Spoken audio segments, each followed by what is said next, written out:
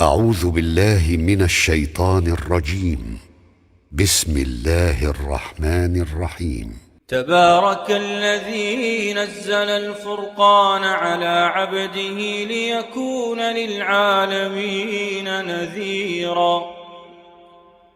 الذي له ملك السماوات والأرض ولم يتخذ ولدا ولم يكن له شريك في الملك وخلق كل شيء فقدره تقديرا.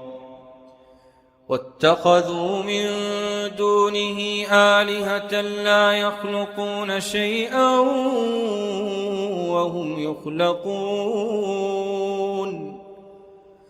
ولا يملكون لأنفسهم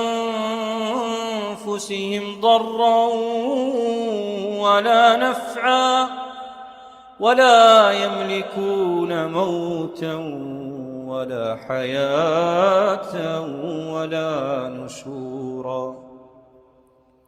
وقال الذين كفروا إن هذا إلا إفك افتراه وأعانه عليه قوم آخرون فقد جاءوا ظلما وزورا. وقالوا أساطير الأولين اكتتبها فهي تملى عليه بكرة وأصيلا. قل أنزله الذي يعلم السر في السماوات والأرض إنه كان غفورا رحيما. وقالوا ما لهذا الرسول يأكل الطعام ويمشي في الأسواق لولا أنزل إليه ملك فيكون معه نذيرا أو يلقى إليه كنز أو تكون له جنة يأكل منها. وقال الظالمون إن تتبعون إلا رجلا مسحورا. انظر كيف ضربوا لك الأمثال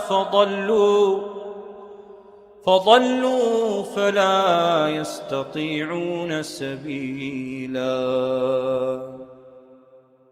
تبارك الذي إن شاء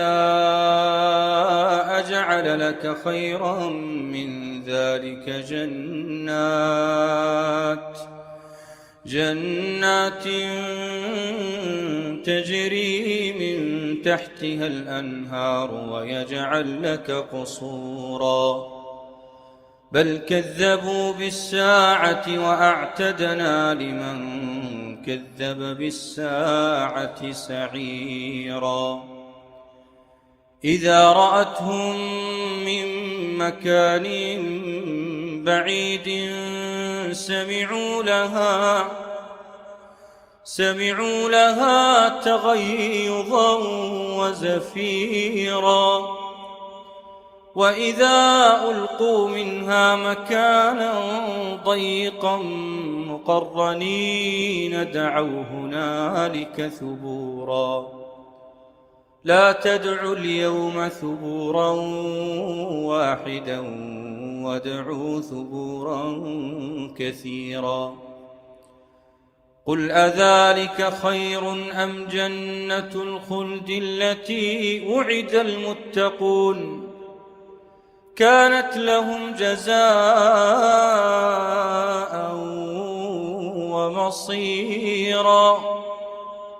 لهم فيها ما يشاءون خالدين كان على ربك وعدا مسئولا.